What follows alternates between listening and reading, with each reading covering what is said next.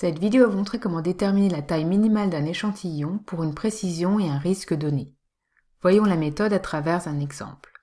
Dans cet exemple, sachant que 52% des Français sont des femmes, on cherche à déterminer la taille minimale n d'un échantillon pour que la proportion de femmes de cet échantillon soit comprise entre 0,42 et 0,62 avec une probabilité supérieure ou égale à 0,95.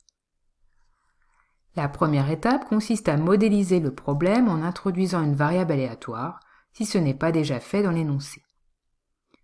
On s'intéresse ici à la proportion de femmes, ce qui s'exprime par le quotient du nombre de femmes de l'échantillon par la taille de l'échantillon.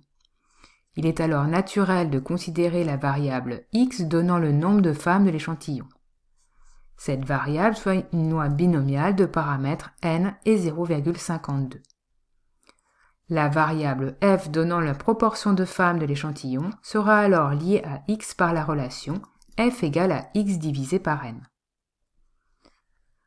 On pourra ensuite chercher l'espérance et la variance de cette variable. Puisque x suit la loi binomiale de paramètres n et 0,52, son espérance est donnée par la formule n fois p, ce qui donne ici 0,52n.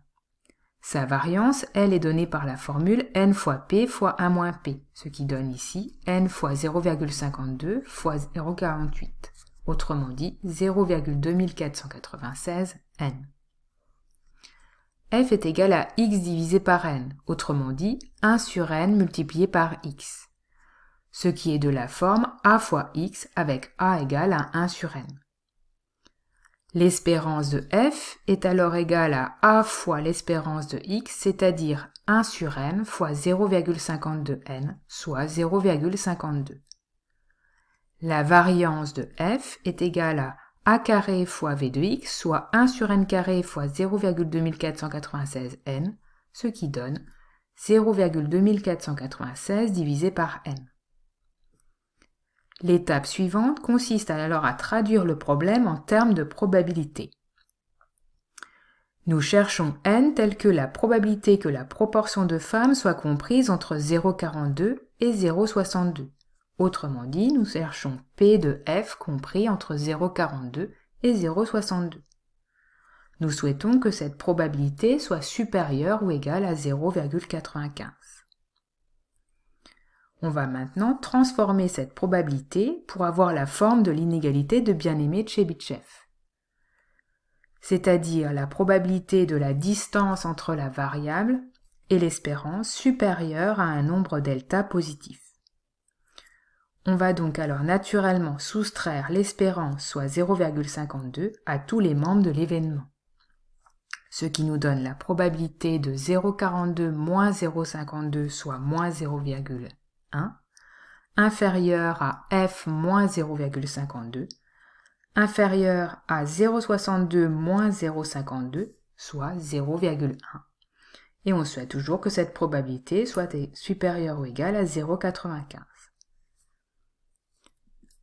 Cela correspond exactement à la probabilité que la distance entre f et 0,52 soit inférieure à 0,1.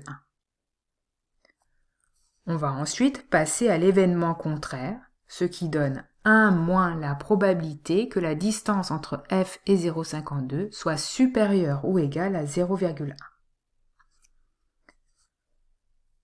En passant maintenant la probabilité P à droite et 0,95 à gauche, on obtient alors la probabilité que la distance entre f et moins 0,52 soit supérieure à 0,1, inférieure ou égale à 0,05.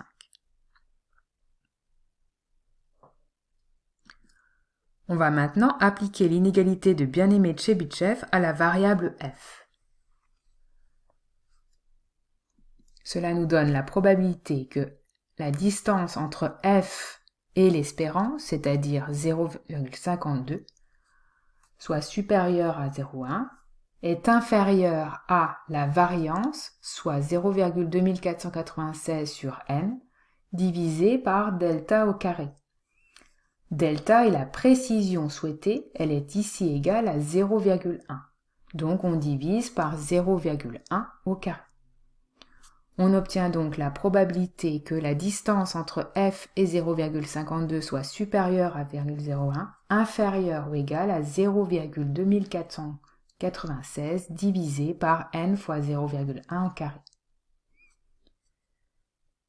On va maintenant écrire l'inéquation qui va nous permettre de trouver la valeur de n cherchée. Pour cela, nous utilisons le risque. Le risque est de 0,05, ce qui donne 0,2496 sur n fois 0,1 au carré, inférieur ou égal à 0,05. Il reste maintenant à résoudre cette inéquation. On va multiplier les deux membres par n fois 0,1 au carré, qui est positif. Cela ne change donc pas le sens de l'égalité.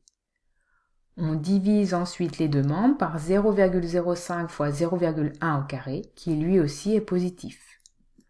Cela nous donne n supérieur ou égal à 0,2496 divisé par 0,05 fois 0,1 au carré. En utilisant la calculatrice, on trouve que ce quotient est égal à 499,2.